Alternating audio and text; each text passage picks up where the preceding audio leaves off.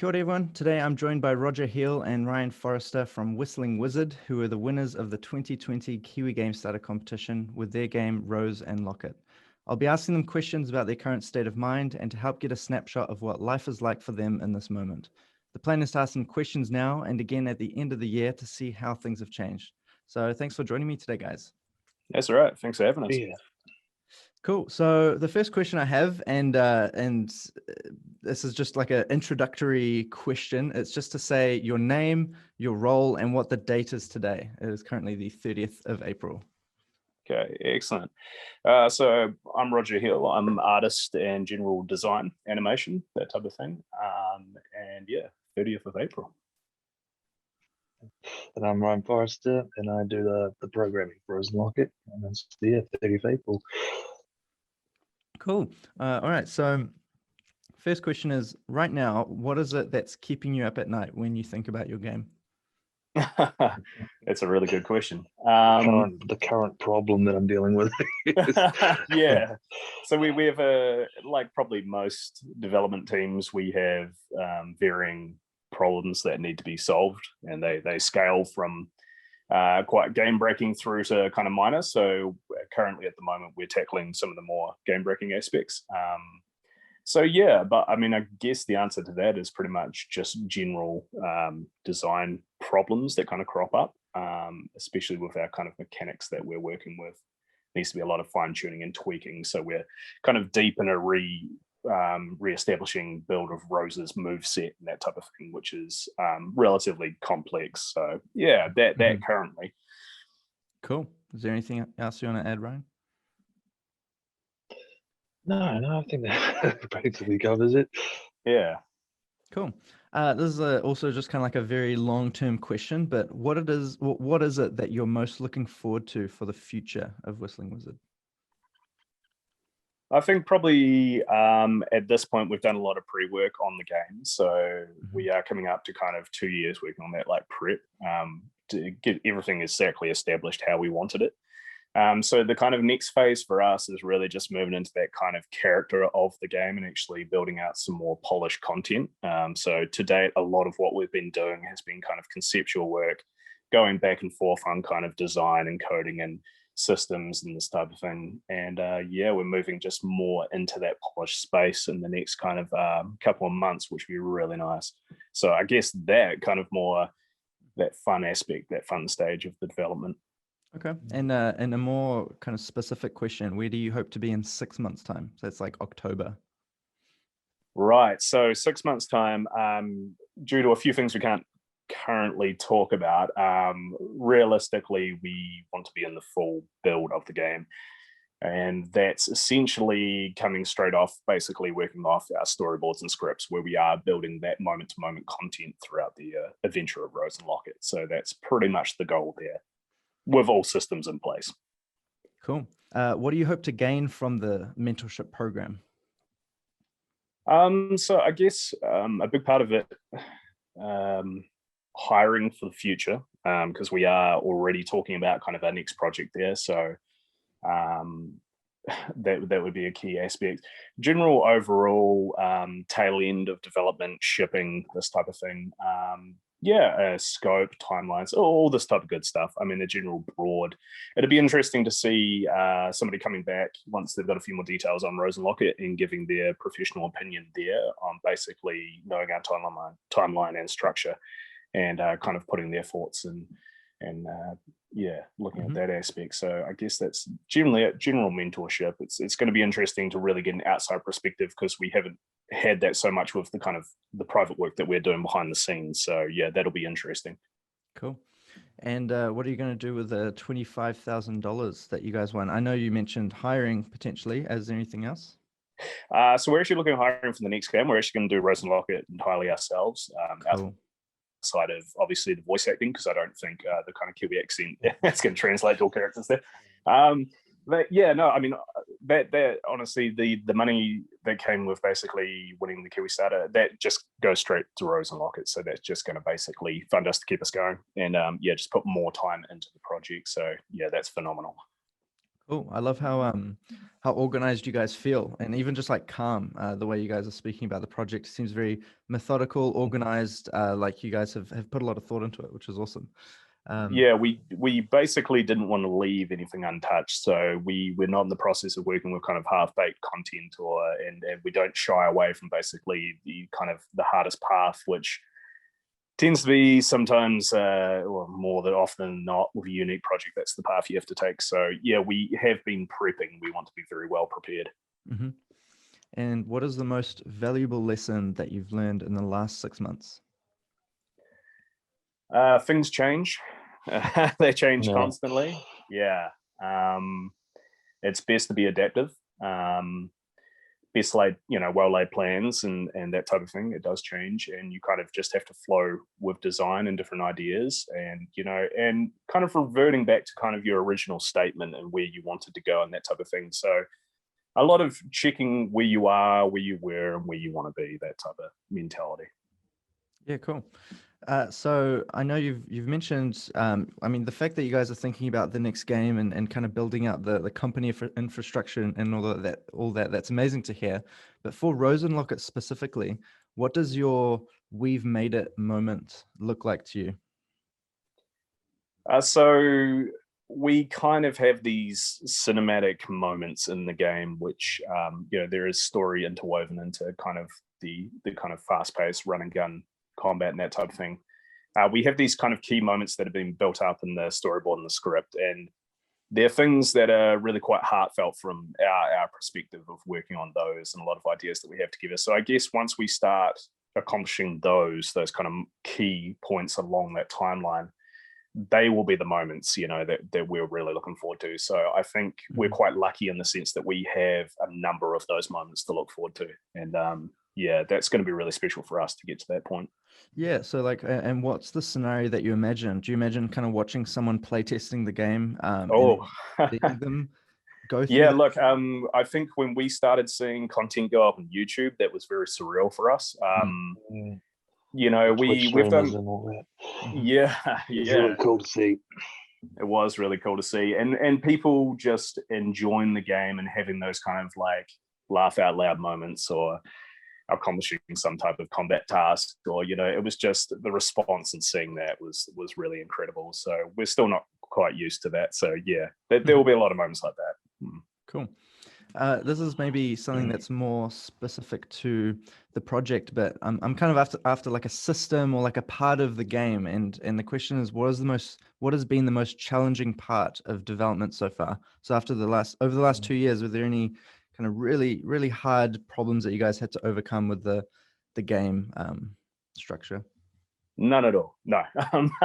It's probably the entirety of the project itself. I mean, Rose Locket it's a collection of ideas that we've had. We've had a lot of opportunities to take kind of an easier path with it and probably do something a little more conventional. And we've never kind of been able to pull the trigger on that. And we've had to really get clever to accomplish this kind of flowing dynamic of all these systems running and working together. So it's been non-stop challenges, but that's something that we quite enjoy, and I think it's something that inherently is the nature of game development. So any particular moments that stand out? There's a bunch, but I mean, I would say basically Rose with the 360 aiming and firing. It's that's been a unique setup because you generally don't have a kind of side-scrolling 360 shooter. So we've been, at least. 2D, that type of thing. So we've been pulling a lot. Like I'm big into 90s shooters and that type of thing. So Doom and the stuff. So we're pulling a lot from there and trying to translate it. So a lot of ideas kind of melding together has been a challenge. Sweet. Anything you want to add, Ryan?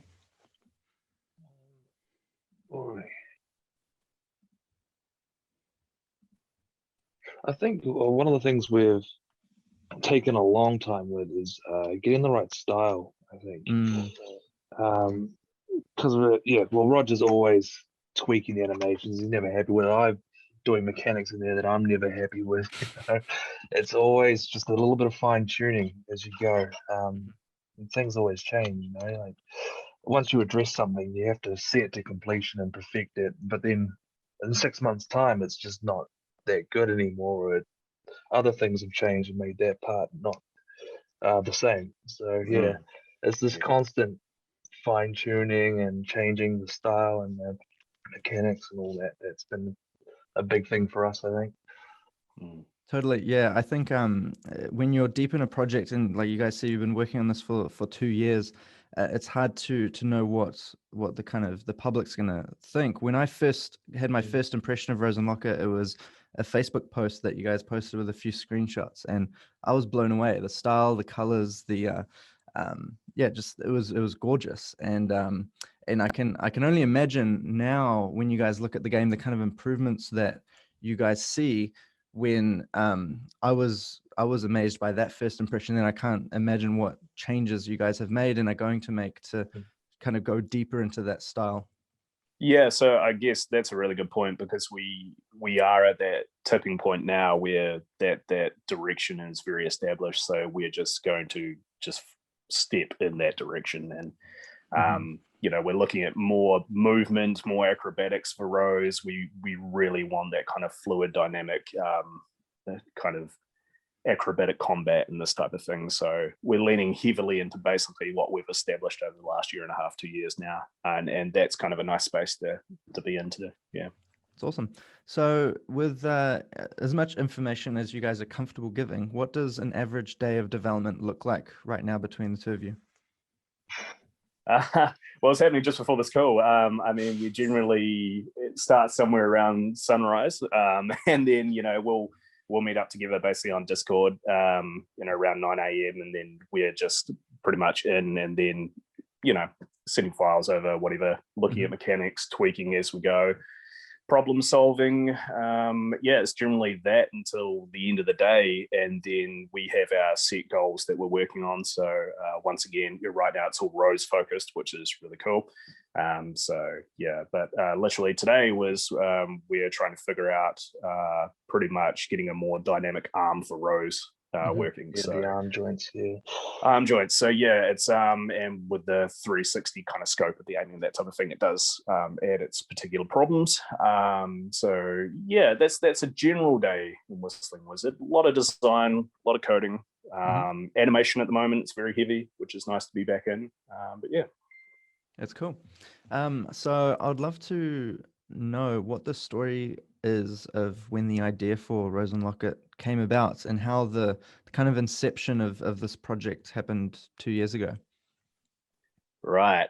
Okay. How it started. It was just a random image you drew, wasn't it? Yeah, it was. It was an app game at the time. It was. I will, in the next post I do on the game developers Facebook page, I will add that image so everybody can check it out.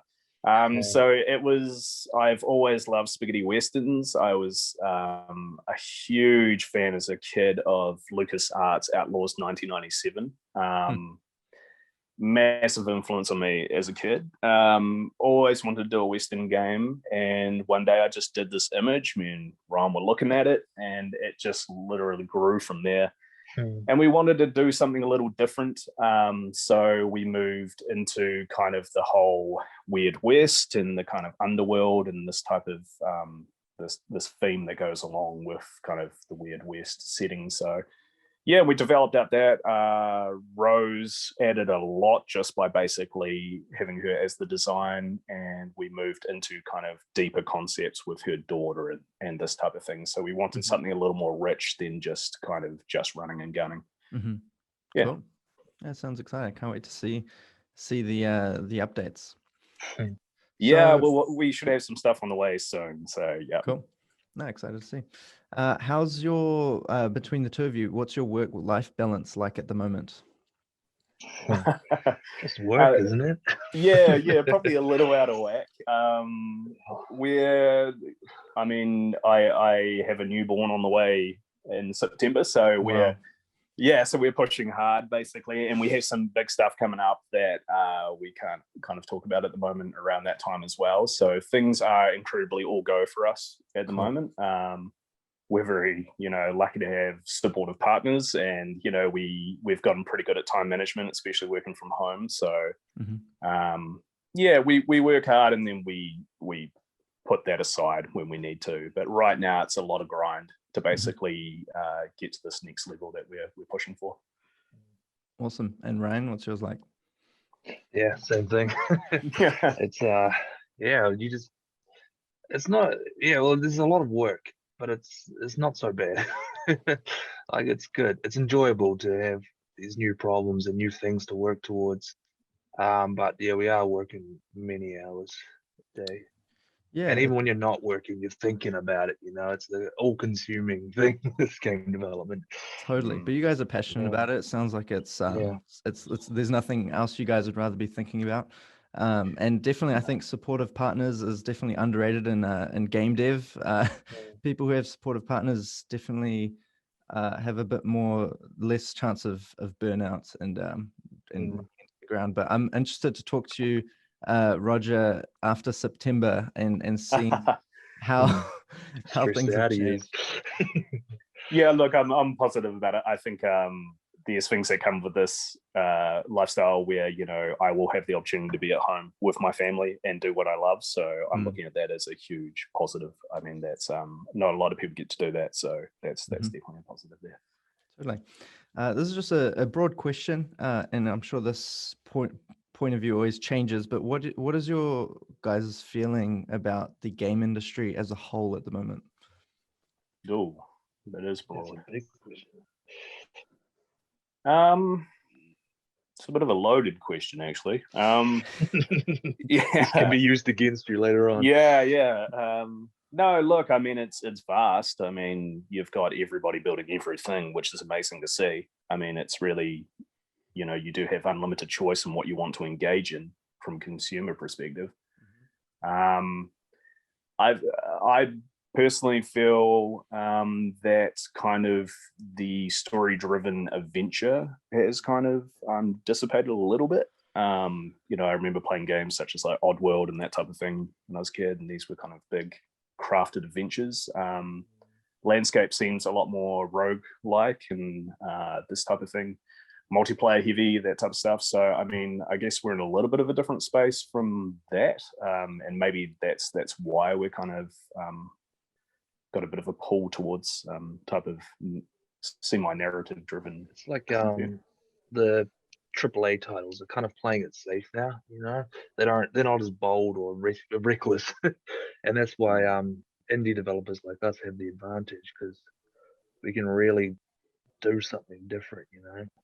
I don't have to worry about numbers so much. We can do what we like.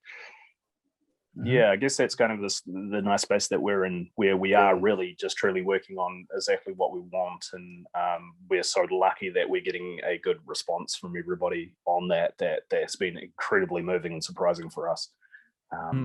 Yeah, totally. Yeah, I think games as a service being a trend at the moment is making a lot of people move towards games that don't have an ending, and that's kind of works against narrative, or it just provides new challenges for narrative-driven games. And yeah, totally. Yeah, I would maybe add an additional point. I mean, I think a lot of times these days you're seeing kind of crafted business models, not crafted content. There's the app space pushes a lot of that. I mean, we were kind of prototyping a lot of app games at one point in earlier years, and we found that it would very quickly move more into thinking about a business model than actually crafting an experience. So there's definitely that element that seems to be happening there. Maybe a lot of focus towards how to get the quick dollar, and I mean, this is all part of business, but yeah, it's an interesting landscape, I guess. Definitely. But yeah, like you said, everything's happening in every genre, in every direction. So there's definitely opportunities for innovation. I think the consumers are looking for those things that are different and that stand out. So this is a question that I'm sure as you guys work on different games, you'll change your answer. But for now, what would you say is the best approach to game development, to building a game from scratch? best approach? Basically getting stuck in. I mean, I think a lot of people think towards study, and study is very beneficial, to basically get that baseline of how to move into game development, and people should definitely pursue that. I think the amount of kind of accessible knowledge out there, let's just look at YouTube as an example, is it makes it super accessible for people to just jump in and basically start tinkering.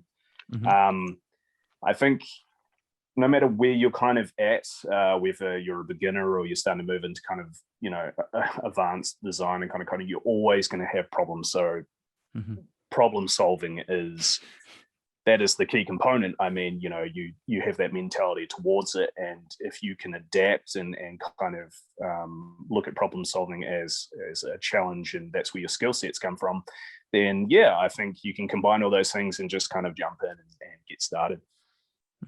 And Ryan, from your programmer's perspective, do you have any kind of tips or steps that you would take? Oh, he's right, Roger. Where you can find basically any answer you want online somewhere, on YouTube or tutorials or anywhere. So I guess the way I like to do it is to, instead of following a tutorial with any random thing, I like to have a subject to do. Like I want to make a character that moves, if you're starting simple, and you just find out how to do that from there, and then you find the new problem. Now I want to make a jump, and so you do that. So it's kind of like a step by step, just filling in a checkbox basically, instead of just following a tutorial telling you how to start and all that. That's how I like to approach things, at least. So maybe craft, you're kind of searching towards, what you want to learn piece by piece. It's more like a learn as you go, more than a learn first and then start later. Yeah. And I guess don't be afraid to talk to developers as well, because they will be pretty honest. I mean, that's another side as well. So yeah, and I guess the meetups and that type of thing are great for that. So Totally. Yeah, great advice. So do you guys both feel more motivated now, or did you feel you're more motivated about the project 6 months ago? Oh, it's been pretty constant, but we're getting more and more motivated, I feel. And yeah, we're moving into the space of something we've been working towards, and we finally get to kind of, going back to stepping into kind of working on the more character and the polish and this kind of content, and really showing our vision. And I think the community has really helped with that, because like I said before, the response has been incredible, and we were just not expecting that at all. So to get that kind of feedback and then think, well, that's at the space where we were, and what we're going to show next is kind of just an advancement and more of that. Hopefully, it just continues, and that's so we can just share our content. And yeah, I don't know, we're hyped, and hopefully people will be as well. And yeah. Totally. Yeah, I think motivation is an interesting thing. And when you launch a project, I think it's easy to be motivated up into a launch. And then after you launch, there's some really interesting moments that will dictate how you feel about the kind of future of the project. And that's an area that I'd be really interested in talking to you guys about, is once you've launched, kind of what kind of sparks fly, and where do you guys see the kind of direction of the project going after that? So only a few more questions. So for people just finding out about your game, or just hearing and meeting you guys for the first time during this, how would you define Rose Locket in 3 words? 3 words. Oh. Cinematic run and gun. Nice. Cool. Just look at the end. Yeah. Yeah, that sounds good. I like powerful. That. Cool. And so this last question is just kind of a catch-all. It's just a chance, if you guys have any stories about the development process, so over the last 2 years, that you think would be worthy to share. Like, were there any defining moments that changed the trajectory of the project, that I know you think would be interesting to share at this moment? I guess for me, defining moments were really not getting caught up in probably trying to think more conventional. I think everybody at certain points, especially when you work a lot, you can get kind of frazzled and burnt out and this type of thing, and you can start to look at kind of safer options and that type of thing. So, I mean, I think the defining moments are taking time and just kind of remembering and realizing where you were going, what the direction and, you know, the core idea and statement was. So yeah, remembering to be yourself in kind of a space where there is a lot of influence and you can look at kind of paths that could take you on an easier route. But yeah, just remembering who you are and what you want to do. I think they're kind of the defining moments, and not being too easily swayed or led astray by an easier option or outside influences, personally anyway. Cool. Yeah, Ryan, is there anything you want to share?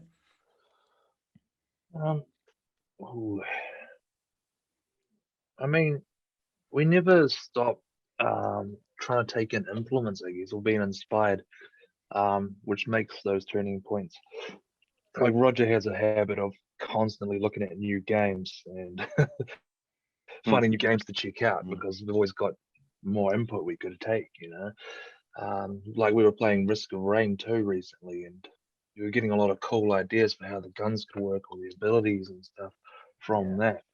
And other games, you know, we're looking at a lot of shooters and stuff and going, well, how can we make this our game as fun as it could be, you know? So I guess the idea is that you never stop looking for more inspiration, you know, or you know, thinking about how you could change it for the better. Cool. Yeah, totally. That's great advice as well. So that's pretty much it. Those are all the questions. I just want to mention that if anyone's listening and wants to follow the journey of Roger and Ryan, then you can find them on Twitter at WWGamingNZ. Is there any other place that you'd like to direct people to follow the journey of you guys? Yeah, so Instagram, which I'm blanking on the name right now. Yeah. So something to do with Whistling Wizard in there. Yeah, Whistling Wizard, just on Instagram, you'll find it there. So, Whistling Wizard NZ. Yeah, that's it. Yeah. So basically, they're the two places that we're pretty much posting all of our work, and yeah. Awesome. Well, I look forward to seeing how your journey evolves over the next few months. I'm excited for the announcements that you can't talk about yet. I wish you the best with your newborn coming into the world and having to balance that with the development process. So all the best to that, guys. And it's been awesome talking to you, and thanks for your time. Yeah, thank you. Excellent. Thanks, bud. Thanks for having us. All good.